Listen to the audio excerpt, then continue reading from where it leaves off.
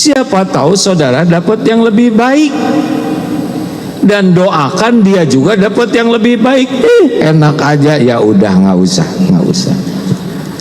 Makanya orang itu akan punya sifat rahmat ketika dia sangat menginginkan kebaikan, keselamatan, kemuliaan, kebahagiaan. Rasulullah begitu. Dan yang ketiga, bil mu'minin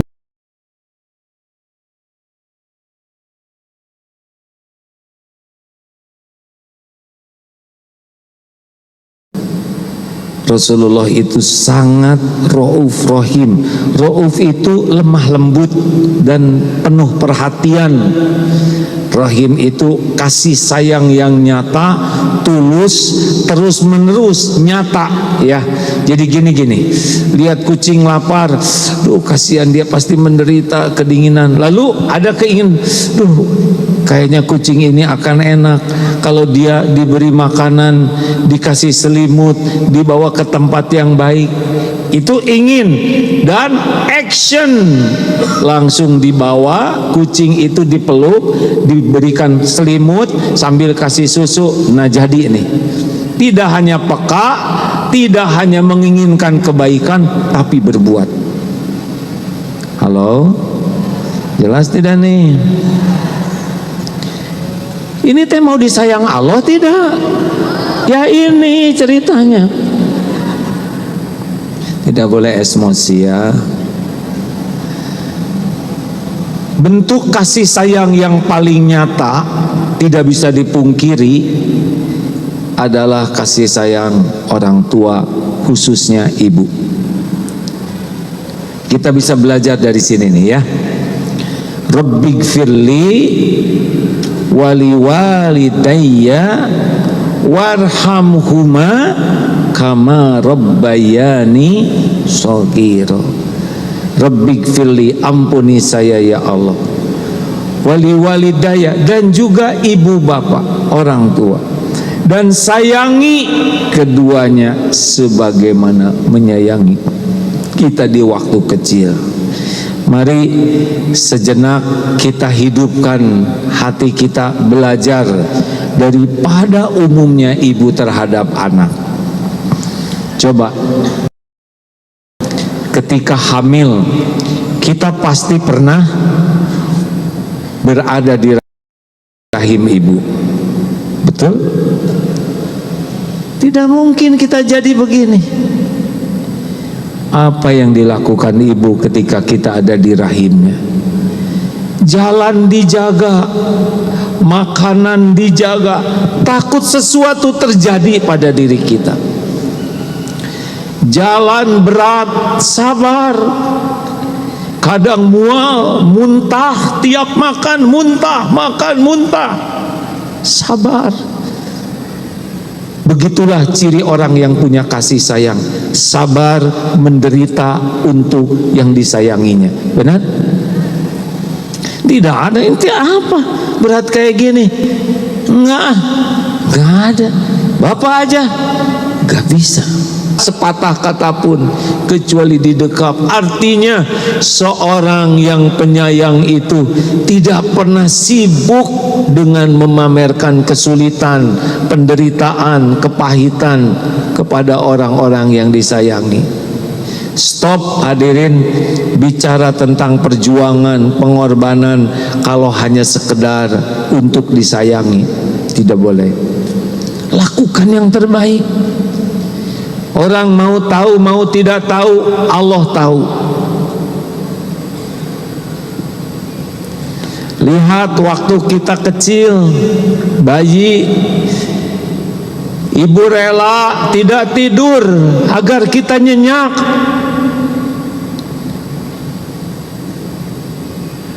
Disuapi, walaupun nahan lapar, asal kita bisa makan. Walaupun ibu sedang nikmat makan,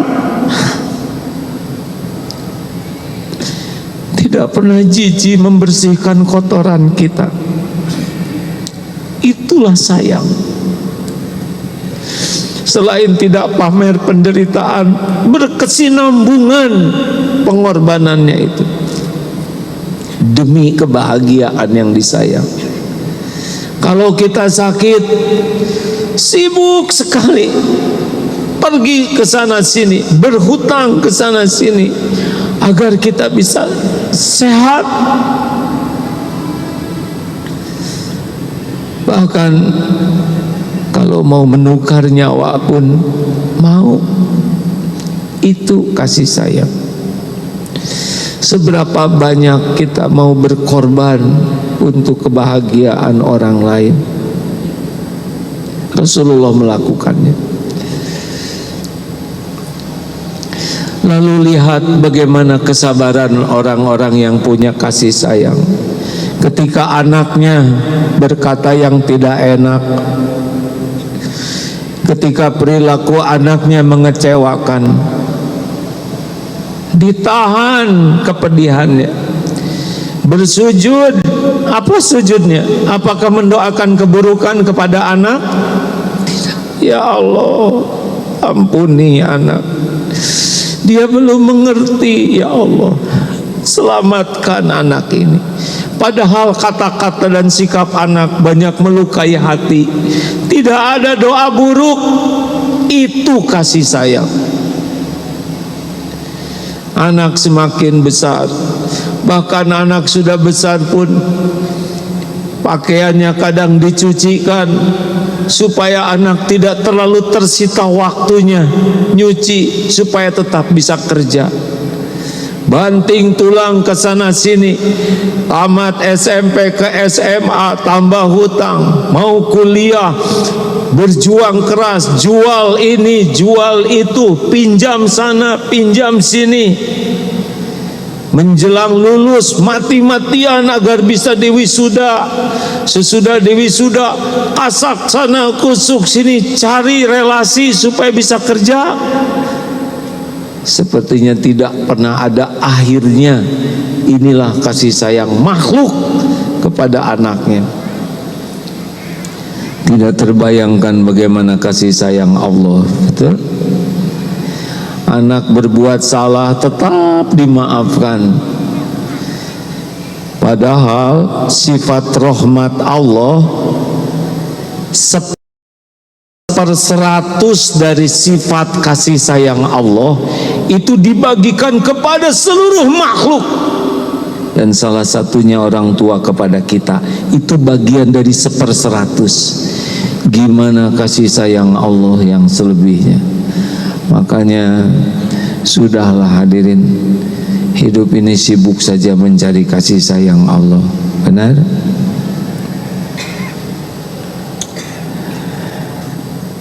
Mari kita jadikan program ingin disayang Allah ini program yang utama dalam hidup kita. Program bagaimana hidup ini disayang Allah. Coba kalau kita bahagia, kuncinya ada berapa? 2. Saya nanya, saya jawab sendiri aja ya, daripada saya membuat Bapak Ibu susah dan kelihatan pelupa. Tadinya saya mau nunggu, tapi kelihatan hulang begitu. Kasihan, jadinya nunduk aja, takut ditanya. Saya jawab aja ah. Jadi ada 2 ya. Kunci bahagia dunia akhirat: 1 iman, 2 amal soleh. Jadi hidup ini kalau meninggal akan husnul khotimah kalau meninggalnya dalam keadaan beramal soleh, iman dan amal soleh. Lalu di dunia kita bahagia dengan amal soleh, meninggal husnul khotimah kalau sedang beramal soleh. Di kubur kita ditemani oleh amal soleh. Kita masuk surga karena karena salah. Nggak boleh gitu nyebutnya ya, karena tidak penyayang. Salah. Kita masuk surga bukan karena amal soleh, tapi karena rahmat Allah. Jadi kita beramal soleh itu sudah ke surga. Ada yang ibadah, saya lupa berapa puluh tahun, masukkan dia ke surga dengan rahmatku.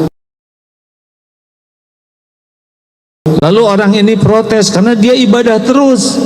Ya Allah, mengapa saya dimasukkan ke surga dengan rahmatmu, padahal saya terus menerus ibadah. Kalau begitu timbang, maka ibadah yang seumur hidup itu ditimbang tidak bisa mengimbangi sebelah mata saja karunia dari Allah. Makanya kita beramal soleh itu supaya mendapat rahmat Allah. Jelas? Perlu tidak kita dipuji orang? Kurang tegas jawabannya, saya bantu ya. Perlu tidak kita sibuk pengen dipuji orang? Tidak. Ya bagus ya, supaya ada teman. Perlukah kita ingin dikagumi orang? Tidak. Puas saya hadirin. Perlukah kita dikasih uang? Nah, saya dosa karena menjebak. Astagfirullah. Perlu oleh Allah ya. Jadi mulai sekarang bagaimana caranya supaya kita disukai Allah? Yang pertama adalah memutuskan harapan dari makhluk sebagai niat kita. Ini penting.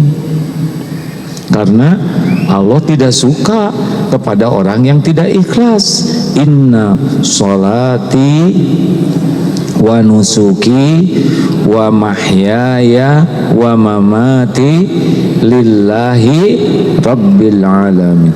Sesungguhnya ibadahku, nusuk itu kurban, sesungguhnya sholatku, kurbanku, ibadahku, hidupku, matiku lillahi rabbil alamin, semata-mata karena Engkau ya Allah. Ini yang paling pertama kalau kita ingin disayang Allah. Luruskan niat sebelum melakukan apapun. Ya Allah, pas bangun, alhamdulillahilladzi ahyana ba'dama amatana wa ilaihin nusur. Ya Allah, saya berniat menjadikan apapun yang saya lakukan sepanjang waktu yang tersisa ini hanya mencari ridho-Mu ya Rabb. Coba ke kamar mandi, perlu pakai niat tidak? Perlu. Saya bersihkan tubuh ini ya Allah, tubuh amanah-Mu ini agar bersih, agar bisa manfaat. Makan ya Rabb, saya berniat makan, semoga memakan rezeki-Mu ini bisa menguatkan saya untuk mengabdi kepadamu. Kira-kira rewel tidak waktu makan? Terlalu asin, yang gini lagi, si rewel kurang benar niatnya. Mau berpakaian, ya Allah, saya tutup aurat ini semata-mata karena Engkau. Jadikan penutup aurat ini menjadi amal soleh. Perlu tidak pakai? Belum selesai nanyanya. Perlu lagi. Ya udah terserah. Perlukah kita jadi centil? Ibu mau ke majelis taklim pakai mahkota? Kira-kira mau apa? Pakailah pakaian yang disukai Allah. Nggak usah sibuk dengan mode yang membuat Allah tidak suka. Jelas? Jangan terlalu sibuk dengan mode. Aduh, ini seragam pengajian nggak ada, ada juga taplak meja, sama-sama nutup aurat. Kenapa? Maaf, yang pakai taplak saya mohon maaf ya, nggak usah deh. Salah. Jadi jangan ada urusan pakaian jadi ribet, jadi emosi. Ini kenapa ini setrikaan yang kurang lurus? Udahlah, yang penting nutup aurat. Betul? Mau makan terlalu asin, terlalu pedas, jumlahnya dikit atau keburu dimakan, udah beres. Kita niat makan itu ibadah kok. Bukan rewel dengan bumbu, bukan rewel dengan rasa. Enggak ada tuh bertengkar mau makan. Kalau diniatkan makan itu ibadah. Tidak ada tuh bertengkar masalah pakaian, sepatu, kaos kaki, kerudung, jepit, bros, jarum pentul. Masa gara-gara jarum pentul bertengkar? Hah? Jarum pentul nggak ada jepitan jemuran. Alhamdulillah saya nggak pernah pakai jepitan jemuran. Bapak sabuk nggak ada, nggak usah marah-marah. Rapia juga beres ya. Buat lebih simpel. Kalau diniatkan ibadah nggak ribet. Diniatkan karena nafsu yang membuat ribet. Percayalah Bu, Pak, kita itu ribet karena bukan nyari ridho Allah, tapi karena memuaskan nafsu. Betul?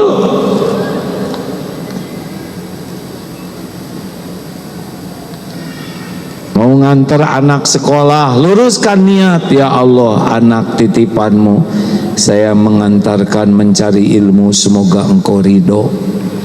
Mau ngobrol, ya Allah, saya mau ngobrol dengan keluarga, engkau maha mendengar, jadikan setiap ucapan ini jadi amal soleh, semoga engkau ridho. Mau bekerja, ya Rob, saya mau bekerja menjemput rezeki darimu, semoga engkau ridho. Tuntun agar yang saya lakukan benar, halal, barokah. Mungkin korupsi? Enggak. Luruskan niat hadirin. Saya sudah berbuat baik sama suami saya, udah dandan, udah harum, malah kata suami disebut kesemek. Bagaimana? Udah, kita kan nyari ridho Allah, benar? Tidak semua orang akan cocok, tidak semua orang akan menghargai kita, tidak semua orang akan membalas budi baik. Bukan urusan kita sama sekali. Urusan kita yang kita lakukan jadi amal soleh. Jelas tidak hadirin? Syarat amal soleh itu niatnya ikhlas. Amal soleh mendatangkan rahmat. Rahmat itu datang kalau kita beramal soleh, kuncinya ikhlas. Makanya tidak bisa dapat rahmat Allah orang yang tidak pernah memeriksa niatnya supaya ikhlas. Setuju? Alhamdulillah. Sudah cukup? Acara menjawab belum itu pakai hati. Belum, baru juga. Biasakan amalnya amal kasih sayang. Bagaimana amal kasih sayang? Kasih sayang itu secara wujudnya biasanya adalah lemah lembut. Benar?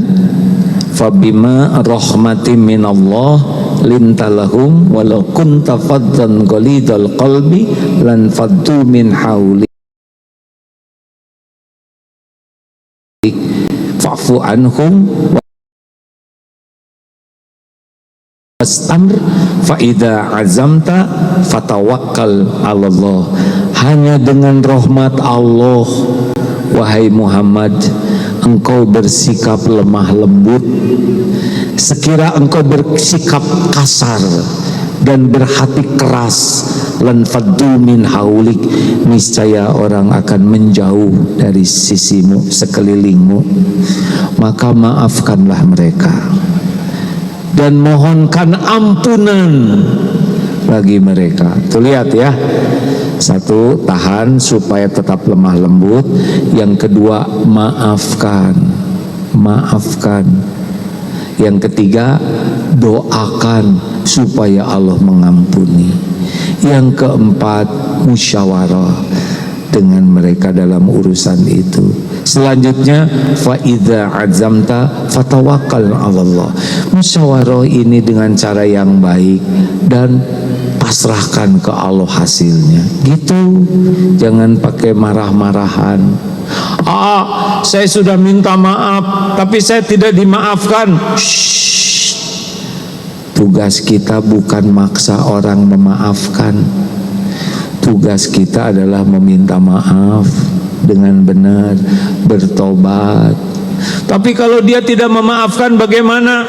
Shh. Yang membulak-balik hati siapa? Saya terus kepikiran, dia kok tidak memaafkan. Shh. Jangan banyak memikirkan dia, pikirkanlah bagaimana diampuni Allah, bagaimana menambah amal soleh. Daripada mikirkan yang tidak memaafkan, lebih baik istighfar, lebih baik sholat, lebih baik baca Quran, lebih baik sholawat, lebih baik zikir. Allah melihat apa yang kita lakukan. Allah yang membulak-balik hati orang. Dia memaafkan atau tidak tinggal dibalikan hatinya oleh Allah. Jelas, Bu? Jadi kalau ibu minta maaf bagaimana? Maafkan saya salah nanya. Kalau minta maaf belum dimaafkan bagaimana? Ya, tenang saja ya. Bagaimana kalau saya tidak dimaafkan seumur hidup? Jangan ngarang. Nanti gimana kalau saya tidak dimaafkan? Nanti itu dia akan menghukum saya. Dengar ya, kalau kita cemas dengan yang belum terjadi, ingat surat At-Taubah ayat 51, qul la yusibana illa ma kataballahu lana huwa maulana wa 'alallahi falyatawakkalul mu'minun. Katakanlah, sekali-kali tidak akan menimpa kepada kami kecuali apa yang ditetapkan Allah untuk kami. Jelas, Bu? Aduh, saya takut nanti ke Allah. Tidak terjadi pada diri kita kecuali apa yang Allah tetapkan. Pasrahkan ke Allah. Minta maaf dengan baik, dengan ikhlas. Minta ampun kepada Allah, perbanyak amal soleh, doa, selebihnya Allah. Fatawakkal 'alallah. Mau ngancam apapun tidak terjadi kecuali apa yang Allah kehendaki. Gimana kalau nanti yang ditakdirkan Allah ternyata tidak cocok dengan keinginan saya? Allah akan membuka hati kita, bisa siap dan mensyukuri takdir apapun. Jelas? Kurang jelas ini. Masa sudah jelas? Ya demikianlah hadirin sekalian, namanya serba salah. Ayo belajar, jangan berharap dari makhluk. Lelaki,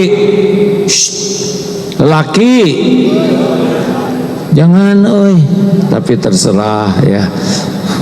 Saya ingat, khiyarukum linisaihim. Sebaik-baik kamu adalah yang paling baik kepada keluarganya, yang paling baik ke istrinya. Baik aja terus. Kenapa baik terus? Karena Allah menyukai orang yang berbuat kebaikan.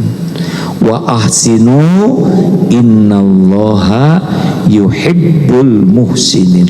Tapi istri saya nggak memaafkan saya. Baik aja terus.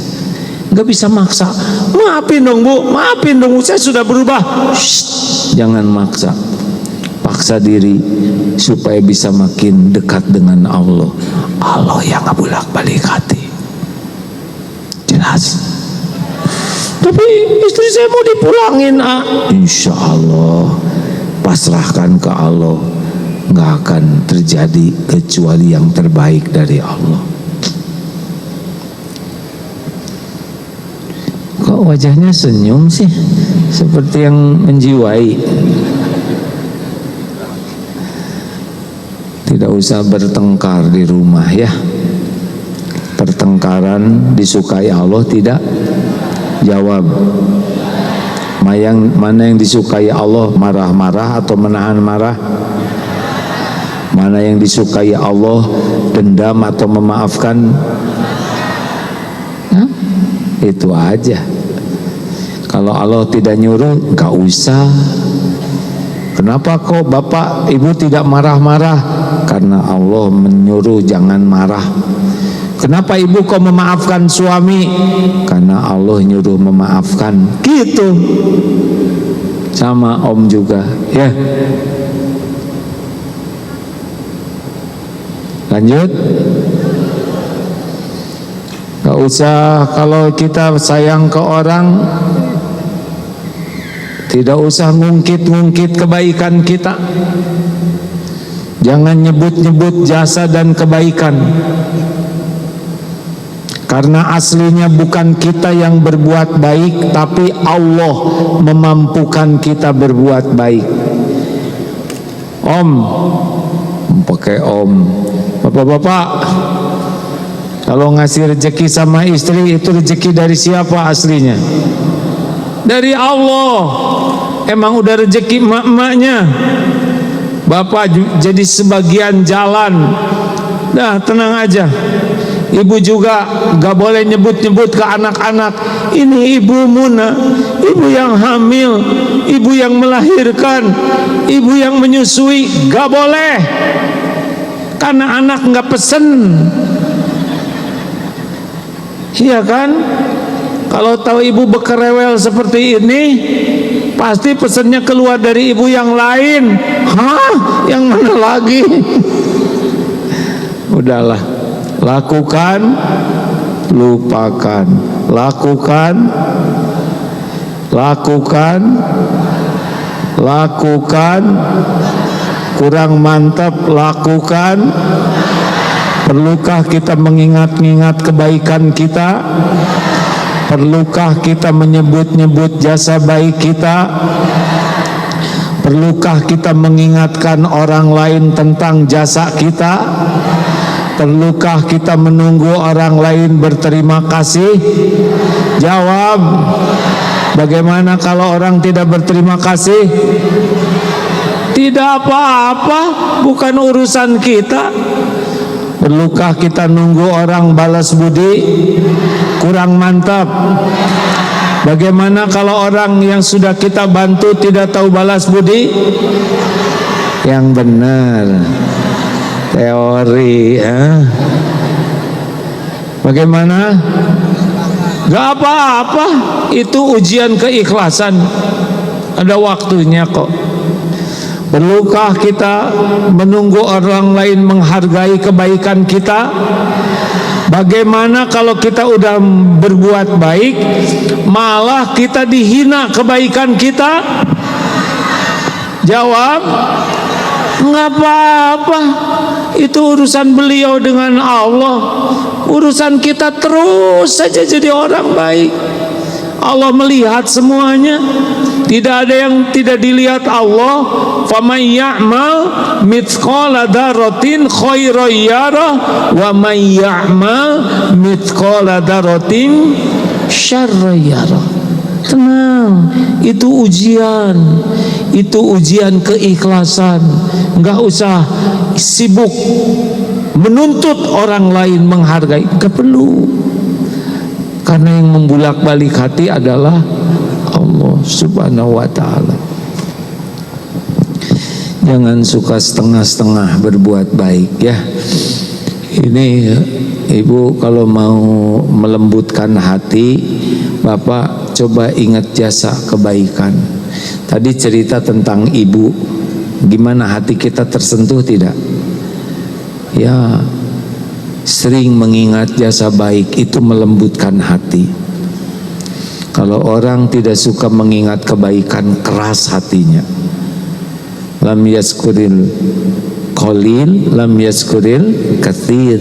Barang siapa yang tidak bisa mensyukuri yang kecil, tidak bisa mensyukuri yang besar. Walam yaskurin nas lam yaskurillah.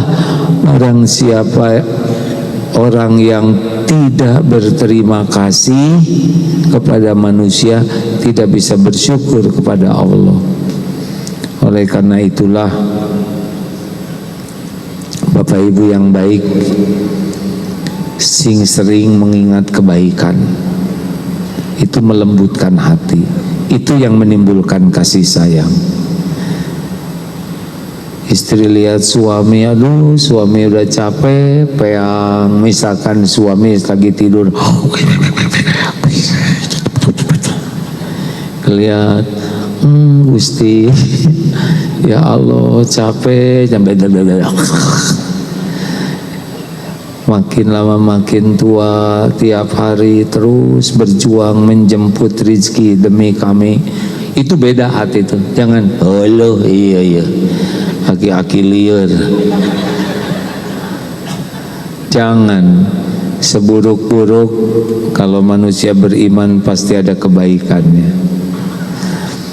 Lakukan senang menolong dengan penuh keikhlasan. Alhamdulillah. Terima kasih. Jazakallah khair. Alhamdulillah. Jangan mengatakan, kenapa enggak dari tadi? Enggak boleh. Namanya juga baru sekarang rezekinya. Lain kali dong dari tadi, nggak usah diomongin. Dengan ditatap begini aja udah jelas ya. Jangan suka kenapa ya, apalagi ini, kenapa nggak dari tadi? Kenapa ngebawain ya? Jangan ikut campur. Ini juga udah ada rezekinya, alhamdulillah. Kalau misalkan tinggal cuman setengah gelas, cuman setengahnya, itu kufur nikmat. Alhamdulillah masih ada setengahnya, lembut tuh hati, betul. Ini sebelum tamat datang air, alhamdulillah, tidak usah nimba sendiri, tidak usah mendidihkan air. Udah kurang gimana, perkara telat sejam gak ada masalah. No, itu emosi ya, nggak boleh begitu. Itu contoh tidak baik. Alhamdulillah. Makasih Ustadz. Dan kalau nolong itu, kalau mau ngasih yang pol, jangan setengah-setengah.